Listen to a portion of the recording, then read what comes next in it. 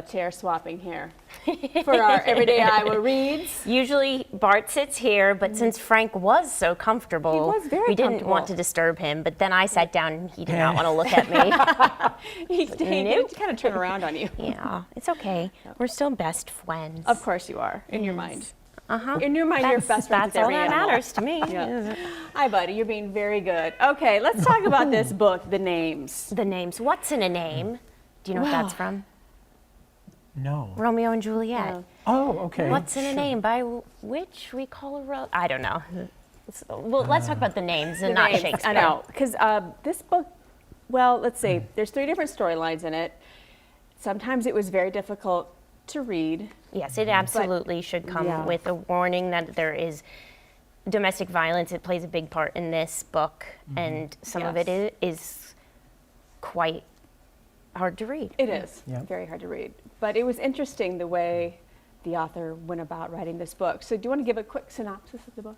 Sure. It's about a middle-aged couple. They currently have a 9-year-old daughter when she has a baby boy. And I guess it was tradition in that family that the son would be named, the family name, Gordon, after the father. And his father and his Yeah. Cora, the wife and mother, was not thrilled with that. So this really is a story about what would happen if she had given her son a different name. So in one storyline, she gives the boy the name Bear. In another one, it's Julian. And then in the third storyline, it is Gordon. And it sort of traces how different those 3 lives are and how it impacts the mother as well. Yes. Everybody's life is impacted by the choice. They go to the registrar's office, and yeah, she's thinking, I don't want to name him Gordon, and in a couple, she doesn't, and it's a wonderful read. I Yeah. really, really loved it. Even though, yeah, it was, I did have kind of a visceral reaction Yes, to it a would lot of make it, me- but that it meant it was good. It was, Right. yeah, it was, You felt it. you Because did. I was like, why am I in such a bad mood right now? Like, oh, I'm angry from this. But I yeah. like that kind of read where you are so invested. Yeah. You feel that way. Yeah. Absolutely. Yeah, so the timelines, yeah, were all very different, but we talked about how, Bear, Julian, and Gordon all had very different lives or outcomes. So same with Cora and her very horribly abusive husband, who was just an awful, Gordon Senior, we call it, some awful individual. But how did you feel about Maya, the daughter, in all of this?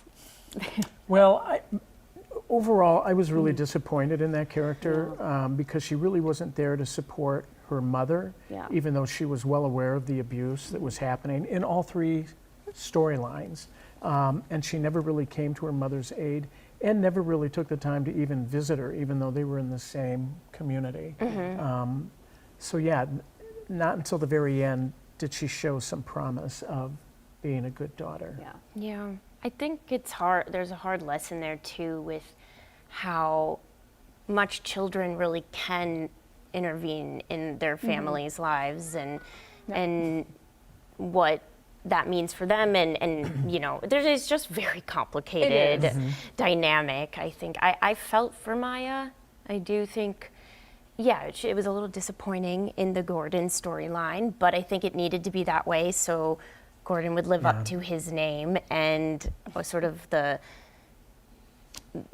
father, being the, And I think it is understandable in the Gordon storyline that she goes into the medical field, and her father is a well-respected physician in that town.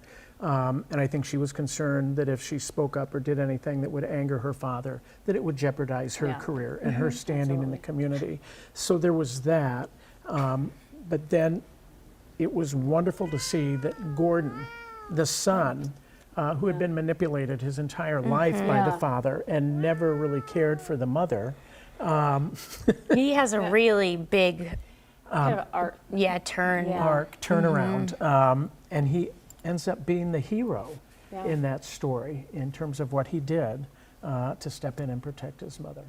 Even though Bear didn't have the best ending in this book, but he still had the happiest. It is life. interesting that the Yeah. happier timeline doesn't really have the happiest ending. Yeah. It is odd that way. Right, But it is. I really enjoyed it. I think people who love to read, especially, I don't know, Yeah.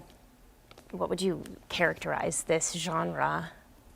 How would Well, you? I think it's more on the literary fiction side. I thoroughly enjoyed the book, and I was really pulled along by the 3 different storylines.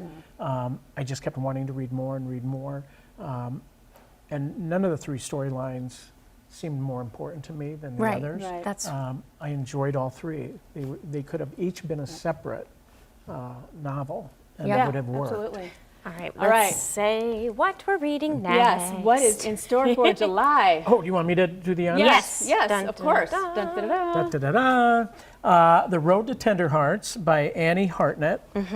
This is a story of a 62-year-old man who really doesn't have Oh, here we go. doesn't have a lot going on. He suddenly learns about a high school sweetheart who lives across the country. So he packs up his estranged daughter, 2 orphan children, and a cat, and he sets off across the country to try to reunite. Yep. Sorry. Oh, did I reunite? Sorry, Frank. I think Frank's done here. So, Yeah. so this is a fun. This is a Lighthearted. fun. This is a Lighthearted good summer read. Okay, perfect. Perfect. We All need right. that. We do need that. But yes, go get the names. Go get The Road to Tender Hearts at Next Page Books and see Frank there, Yeah. and he might be nice to you. Thank you, Bart. Thank you, Thank Frank. you. Thank you.